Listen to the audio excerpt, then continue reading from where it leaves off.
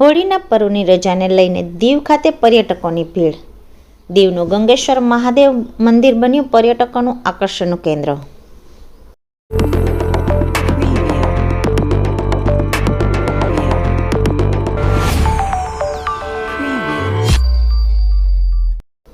હોળી ધૂળેટી અને શનિ રવિ સોમની રજાને લઈ દીવ ખાતે પર્યટકોની ભારે ભીડ જોવા મળી હતી।